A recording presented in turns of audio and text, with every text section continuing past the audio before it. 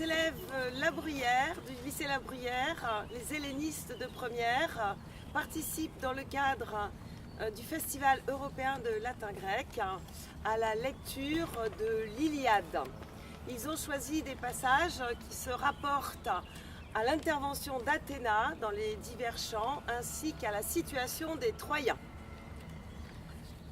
Menin, Aegetea, Peleadeo Achilleos, Uromenen Emuliakaios, Alieteke, Polas Itimus Sucas, Aedi Poiapsen, Eon, Otus Eloia Teke Knesin, Oiosi Tepasi, Dios, Teteleo Bulle, Exudes aprota, Diaceten et Sancte, Atreides et Anaxandron, Caedios Achilleus.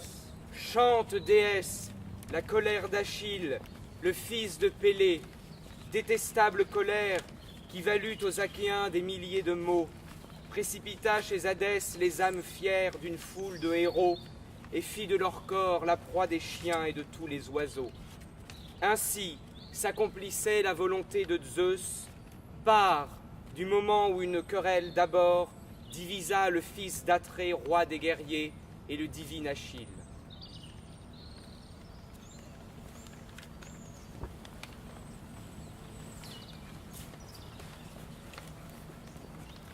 Parmi les dieux de l'Olympe se dresse entre autres Athéna, qui vient en aide aux Grecs. Athéna Pallas, fille de Zeus qui porte l'égide, déesse de la sagesse. Mais dans une guerre qui divise autant les divins que les mortels, la raison n'est pas facile à suivre. Nous vous proposons aujourd'hui de découvrir l'Iliade aux côtés de la déesse aux yeux de chouette, ainsi qu'auprès de la belle Hélène, du roi Priam de Paris, d'Hector Casqueflamme et du reste des Troyens. Commençons notre épopée homérique par le chant 1, dit Alpha. Ce chant, initié par la colère, cette même amère rancœur qui isole Achille et le pousserait à la violence, si ce n'est son intervention d'Athéna.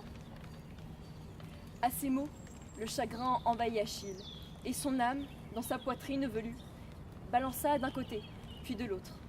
Tirerait-il son glaive acéré le long de sa cuisse?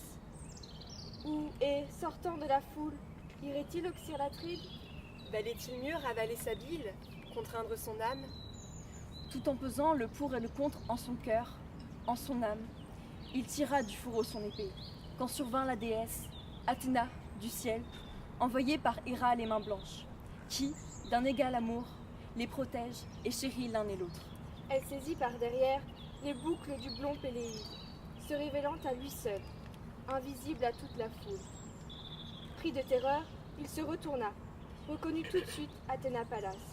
Ses yeux brillaient, redoutables. S'adressant à Pallas, il fit s'envoler ses paroles. Tiptot agiokoyo, dios tekos elelutas, et ina ubrin, idei agamemnonos atreidao. Alektoi ereo, todekai telestai oyo, eis uperoplieisi, takam potetumon olesei. Que viens-tu faire, ô fille de Zeus qui porte l'égide? D'Agamemnon, l'Atréide, viens-tu contempler l'insolence? Je te dirai des mots qui s'accompliront, je l'affirme. Pour son arrogance, il rendra l'âme et le souffle. Il répondit par ces mots, Achille divin pied rapide. Athéna lui dit, la déesse aux yeux de chouette. Je suis ici, voudras-tu m'obéir pour calmer ta colère, descendu du ciel, envoyé par Héra les mains blanches, qui, d'un égal amour, vous protège et chérit l'un et l'autre. Dis-lui plutôt des mots infamants qui préparent la suite, car je le dis, et cela s'accomplira, je l'affirme. Tu recevras 3 fois autant de présents magnifiques pour cet outrage.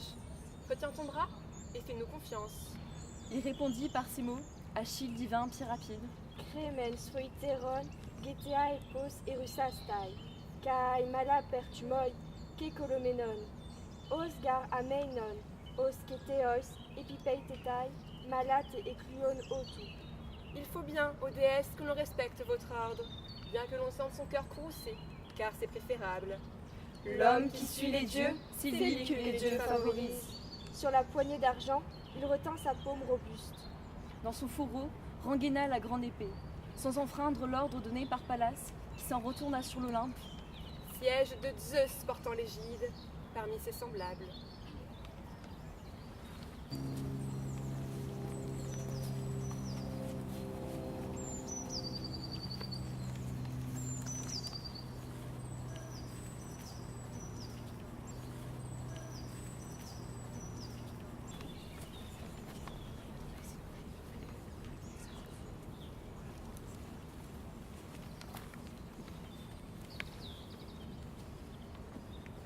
À ces mots, ils montent tous deux sur le char peint de diverses couleurs.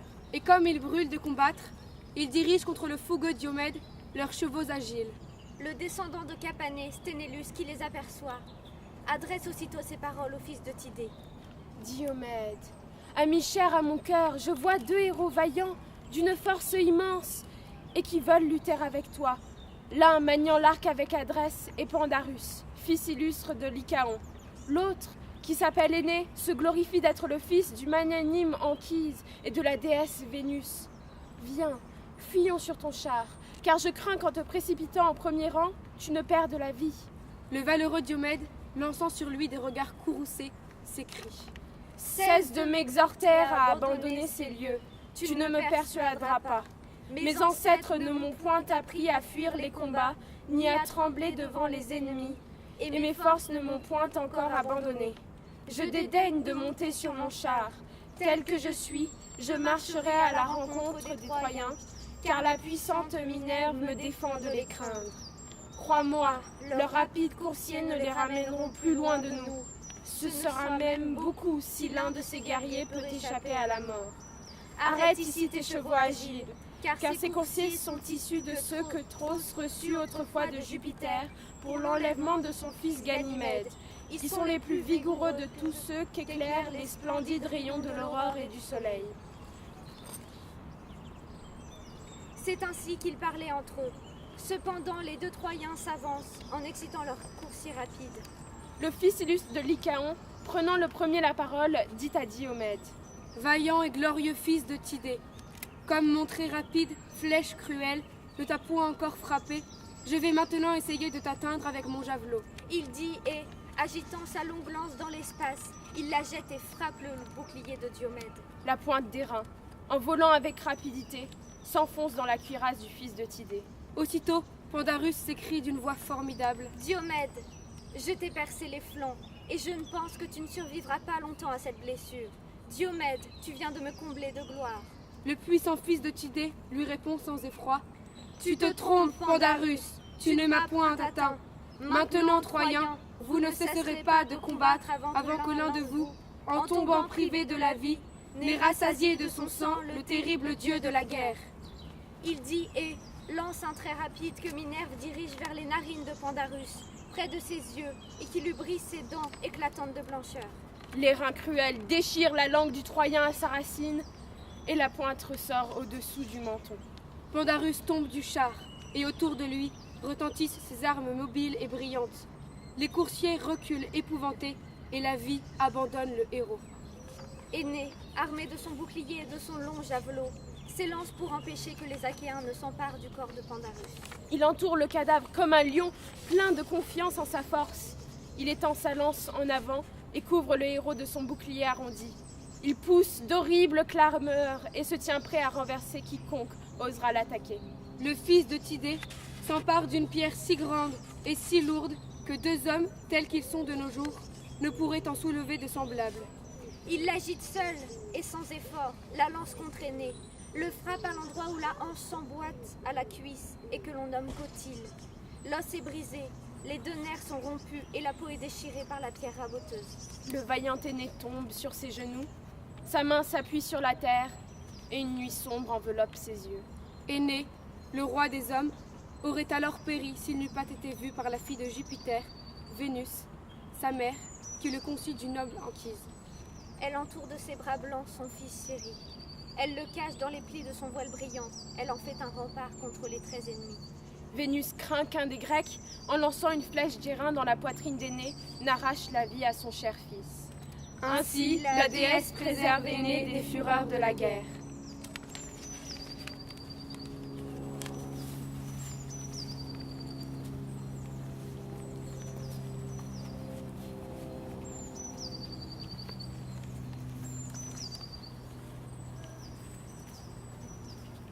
Peter, epei metekesge, nunta dion, perionta, timen permoi, ophelen, olympios, engualixai, Zeus, upsibremetes. Teknon, tikleries tides et frenas iketo pentos, exoda men que teno, ina eidomen emro. Tu le sais, à quoi bon te dire ce qui t'est connu? Nous nous en sommes allés à Thèbes, et après l'avoir détruite, nous en avons tout emmené. Les fils des Achéens se sont ensuite partagé le butin, et ils ont mis à part, pour le fils d'Atrée, la jolie Chryséis. Et alors Chrysès, prêtre de l'archer Apollon, est venu jusqu'aux fines nefs des Achéens à la côte de bronze. Pour délivrer sa fille, il a porté une immense rançon. Lors tous les Achéens, en rumeur d'acquiescer, connurent respect du prêtre, qu'on agréa la splendide rançon. Mais cela n'était pas du goût d'Agamemnon, le fils d'Atrée. Il congédiait brutalement Chrysès. Le vieillard est parti en courroux, et Apollon a entendu sa prière. Il a, sur les Argiens, décoché un trait cruel, et les uns sur les autres, les hommes ont péri. Le devin qui sait tout nous expliquait alors les arrêts divins de l'archer. Et c'est moi, le premier, qui ai sans retard donné le conseil d'apaiser le dieu. Là-dessus, la colère s'empare de l'Atride. Brusquement, il se lève et lance une menace aujourd'hui accomplie. À cette heure, les Achéens aux yeux vifs, à bord d'une fine nef, mêlent Chryséis à Chrysé et portent des offrandes à Sire Apollon, cependant que des héros viennent de quitter ma baraque, emmenant avec eux la fille de Brisès que m'avaient octroyée les fils des Achéens. À toi donc, si tu peux, de venir en aide à ton vaillant fils. Va vers l'Olympe et supplie Zeus, si aussi bien tu as, jadis, par parole ou par acte, servi ses désirs. Dans le palais de mon père, souvent je t'ai ouï t'en glorifier. Tu disais comment, seul entre les immortels, tu avais, du Cronide à la nuit noire, écarté le désastre outrageux. Rappelle-lui cela aujourd'hui, en t'asseyant à ses côtés, en pressant ses genoux. Ne daignera-t-il pas porter aide aux Troyens, afin que le puissant prince Agamemnon comprenne enfin ce que fut sa folie le jour qu'il a refusé tout égard au plus brave des Achéens? Ah mon enfant, pourquoi t'ai-je élevé, mère infortunée? Te voilà aujourd'hui non seulement voué à une prompte mort, mais encore misérable entre tous. Eh bien, j'irai moi-même vers l'Olympe neigeux, porter ta plainte à Zeus tonnant. Je verrai s'il m'écoute. Garde donc ta colère contre les Achéens. Je prendrai alors la route de son palais au seuil de bronze. J'embrasserai à ses genoux et je crois qu'il m'écoutera.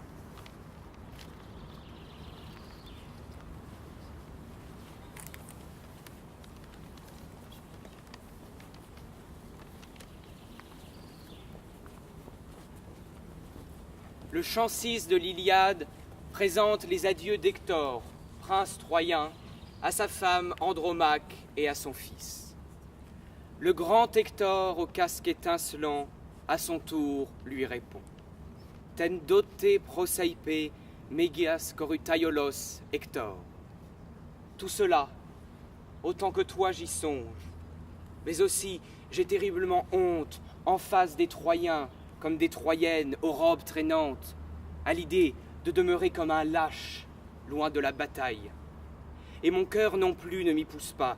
J'ai appris à être brave en tout temps, à gagner une immense gloire à mon père et à moi-même. Sans doute, je le sais en mon âme et en mon cœur, un jour viendra où elle périra, la Saint-Ilion. Mais j'ai moins de soucis de la douleur qui attend les Troyens, ou ceux de mes frères qui, nombreux et braves, pourront tomber dans la poussière sous les coups de nos ennemis, que de la tienne, alors qu'un Achéen à la côte de bronze t'emmènera pleurante, t'enlevant le jour de la liberté.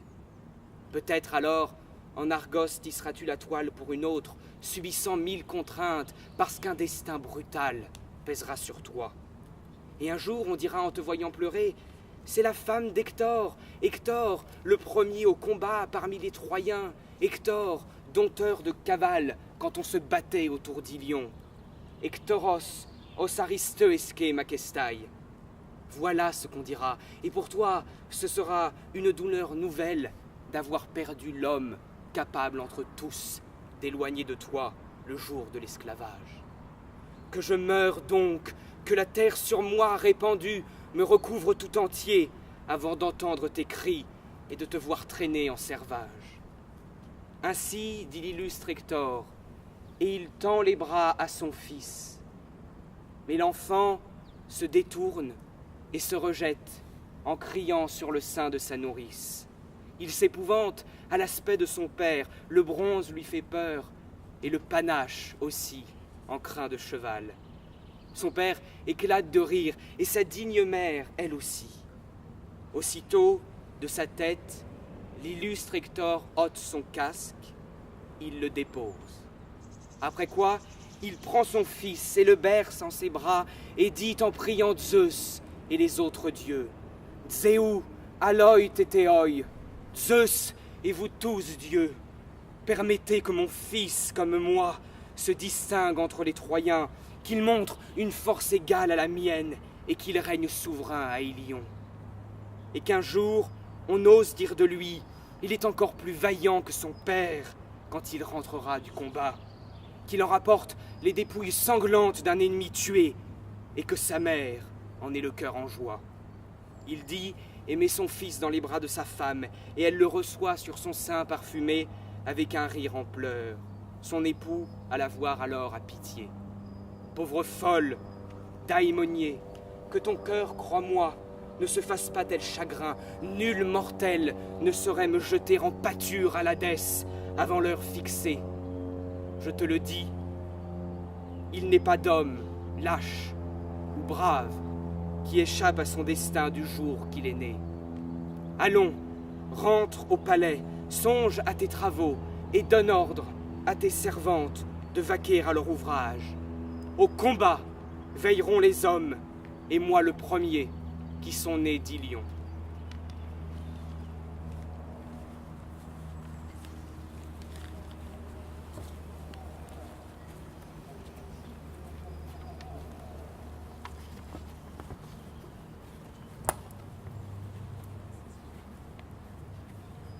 Les Argiens auraient pris le chemin du retour avant l'heure, si la déesse Héra n'avait dit à Pallas ces paroles. Aïe, malheur, invincible fille de Zeus. Ainsi donc, chez eux, au doux pays de leur père, les Achéens vont s'enfuir sur le dos immense de l'onde. Laisseront-ils à Priam, aux Troyens, sujet de bravade, cette Hélène d'Argos, pour qui des Argéens innombrables sont tombés devant toi, loin du doux pays de leur père? Va rejoindre les Achéens cuirasses de bronze, et retiens chacun avec tes douces paroles de pousser à la mer les barques à double courbure. Elle obéit, Athéna, la déesse aux yeux de chouette. Elle bondit, s'élançant du haut des sommets de l'Olympe, rapidement, et vint jusqu'aux embarcations achéennes. Trouva soudain Ulysse, l'égal de Zeus pour la ruse, qui se tenait devant son navire à la noire charpente. Eptète, épei min akos, kradin kai tumon ikanen. Sans l'empoigner, la douleur pénétrait son cœur et son âme. S'approchant, elle dit, la déesse aux yeux de chouette. Fils divin de Laërte, Ulysse aux ruses nombreuses. Ainsi donc, fuyant vers le doux pays de vos pères, vous partirez, vous jetant sur vos barques aux rames nombreuses. Laisserez-vous à Priam, aux Troyens pour sujet de bravade, cette Hélène d'Argos pour qui des Argiens innombrables sont tombés devant Troie, loin du doux pays de leur père? Va maintenant, sans perdre un instant dans la foule achéenne, et retiens chacun avec tes douces paroles, de pousser à la mer les barques à double courbure. Elle se tut. À sa voix, il avait reconnu la déesse.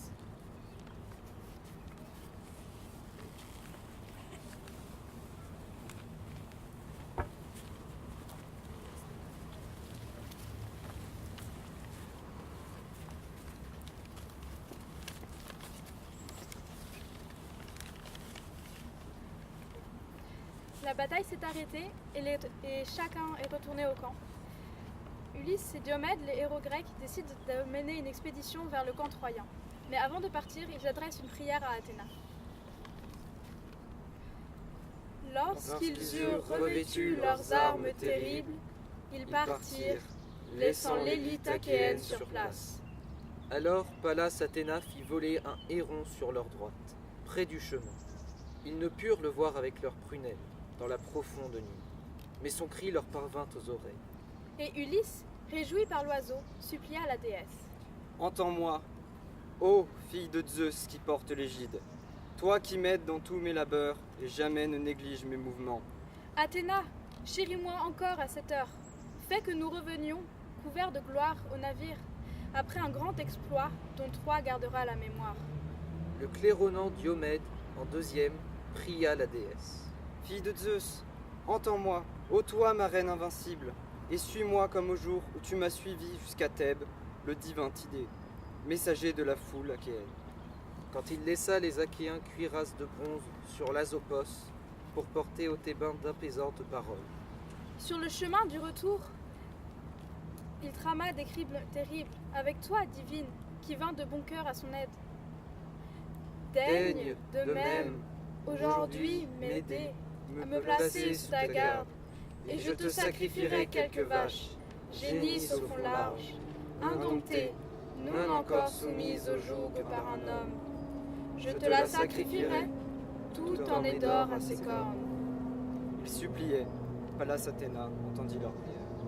Après avoir supplié la fille de Zeus le suprême, ils marchèrent, pareils à deux lions, par la nuit ténébreuse.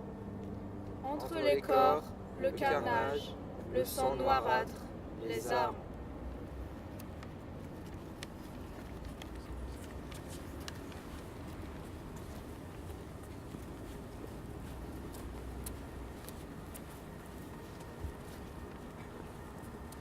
Nous sommes au champ 13. C'est bien piteusement que les Troyens eussent alors quitté les nefs et les baraques pour reprendre le chemin d'Ilion battu des vents, si Polydamas, s'approchant, n'eût dit à l'intrépide Hector. Hector, sur toi, rien n'a pris s'il s'agit de te faire écouter un avis. Sous prétexte que le ciel t'a plus qu'à tous accordé l'œuvre de guerre, tu prétends aussi au conseil en savoir plus que les autres. Tu ne peux pas, cependant, avoir seul pris tout pour toi.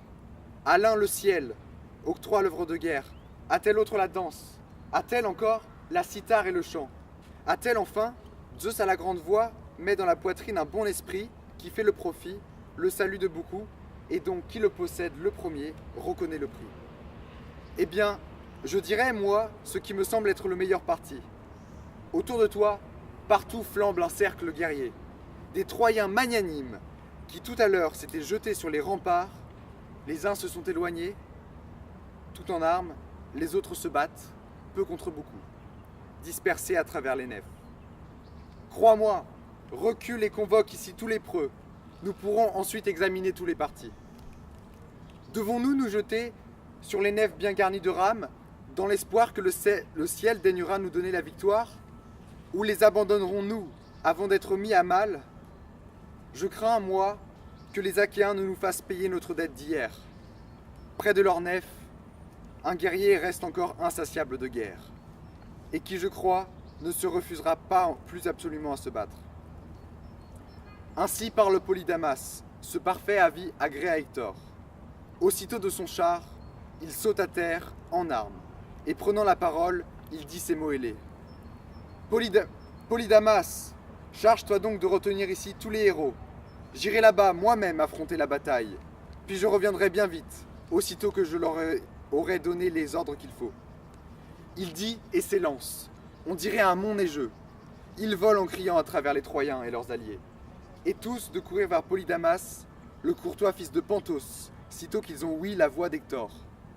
Celui-ci, cherchant Déiphobe et sire Hélénos le fort, et Adamas, fils d'Asios, et Asios, fils d'Irtac, va et vient en tous sens à travers les champions hors des lignes. Où les trouver? Ils les trouvent, mais ils n'ont été épargnés ni du malheur, ni de la mort. Les uns, devant les poupes des nefs achéennes, ont perdu la vie sous les coups des Argiens, et sont gisants à terre. D'autres sont déjà rentrés dans leurs murs, touchés de loin ou bien frappés de près. Il n'a point de peine à trouver sur la gauche de la bataille, lamentable, le divin Alexandre, l'époux d'Hélène aux beaux cheveux, qui va rassurant les siens et les stimulant au combat.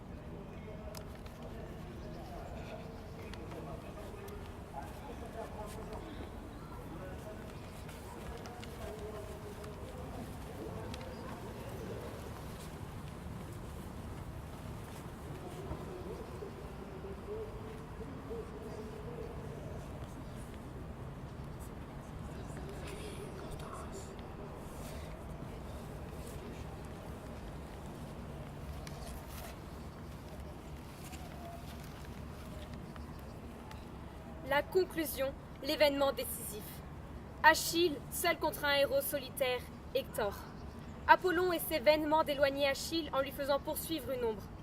Hector l'attend, seul devant les murs de la ville. Mais dès qu'apparaît le héros couvert de sang, il s'épouvante et s'enfuit. Maintenant, la balance des destins penche en sa défaveur. Apollon doit l'abandonner. Athéna, pour le ramener devant Achille, fait taire sa peur au moyen d'une ruse. Elle prend la forme du guerrier Déiphobe. Lorsqu'ils se furent rapprochés tous deux l'un de l'autre, le premier, il parla, Hector Casqueflamme. Je ne te fuirai plus jusqu'ici, Péléide. Alaguedero, Théus, Epidometa, Toigar Aristoi, Martyroi et Sontai kai Episcopoi Harmonion.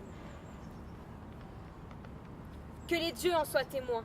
Ils seront sans nul doute les meilleurs garants, les meilleurs gardiens de ce pacte. L'œil farouche, il lui dit. Achille, guerrier, pied rapide. Plus d'échappatoire pour toi. Athéna, par ma lance, va te dompter. D'un seul coup, tu vas payer pour la perte de mes compagnons oxy par ta lance furieuse. À ces mots, il brandit, puis jeta sa lance ombre longue. Mais il la vit venir, l'évita, Hector magnifique. La pique de bronze vint se ficher en terre. Athéna s'en saisit pour la tendre à Achille, sans être vue d'Hector, berger d'homme. Le Priamide adressa ces mots au parfait Péléide. C'est tout droit que j'avance. Perce-en ma poitrine, puisqu'un dieu te la donne, et puis évite la mienne. À ces mots, il brandit sa lance ombre longue. Il n'avait aucune autre lance. Et cria vers l'homme au blanc bouclier, Déiphobe, lui réclamant une pique. Et là, tout près, plus personne. Alors, Hector comprit tout en son cœur et dit ces paroles. Aïe, malheur! Ainsi les dieux m'appelaient à ma perte. J'étais sûre qu'il était près de moi, le guerrier Déiphobe. Athéna m'a pris dans son piège. À ces mots, il tira son glaive à la pointe tranchante, qui, le long de son flanc, pendait, puissant, gigantesque. Ainsi fonça Hector, agitant sa lame mordante. Le Péléide bondit, la fureur s'empara de son âme, âpre et sauvage. Là où la clavicule sépare le cou de l'épaule, à la gorge, par où la vie s'en va le plus vite, contre Hector s'avançant, Achille frappa de sa lance. Tout son cou délicat fut traversé par la pointe, mais la trachée n'étant pas tranchée par le bois lourd de bronze, il put encore répondre et dire quelques paroles. Il roula dans la poudre, et Achille, exultant de lui dire « Tu croyais, Hector, en livrant Patrocle au massacre, rester sauf? Je t'ai brisé les genoux. Tu connaîtras les outrages des oiseaux et des chiens, et Patrocle, les funérailles. » Il lui dit défaillant, guerrier, Casqueflamme. Je te supplie par ta vie, tes genoux, par ton père et ta mère, ne laisse pas les chiens me ronger près des barques argiennes, mais accepte à ta convenance l'or et le bronze. L'œil farouche, il lui dit, Achille, guerrier pied rapide. Chien, n'implore plus mes genoux, ni mon père ou ma mère. Vu ce que tu m'as fait, je voudrais avoir le courage et l'envie de te manger cru, découpé en rondelles. Alla kunes tekai oyonoi, katapanta dasantoi. Il lui dit, expirant, Hector, guerrier Casqueflamme. Je te vois et te reconnais. Il m'était impossible de te convaincre. Un cœur de fer habite ton ventre. Pense que je deviendrai un sujet de colère divine le jour où Phoebos Apollon et Paris Alexandre te tueront, tout vaillant que tu es, à la porte Céenne. Il se tut et l'ultime trépas couvrit ses paupières. Psyché dec reteon tamene aidosde bebekei. On potmon goosa, lipus adroteta kai eben.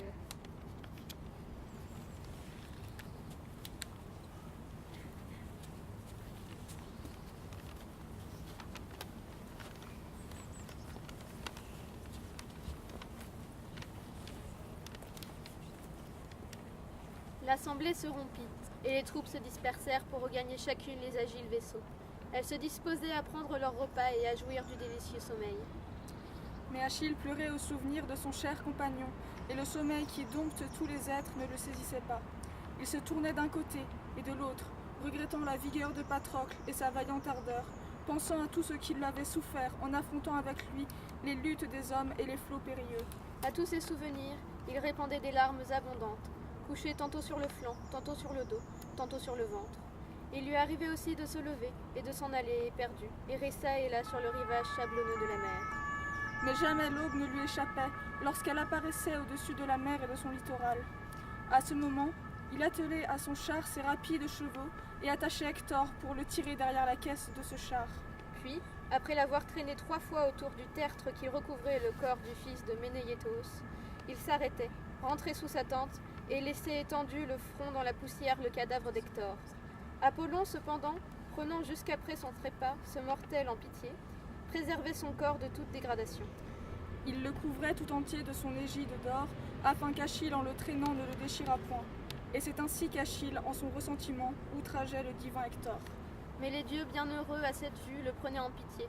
Ils exhortaient le clair et voyant et brillant messager à dérober le cadavre d'Hector.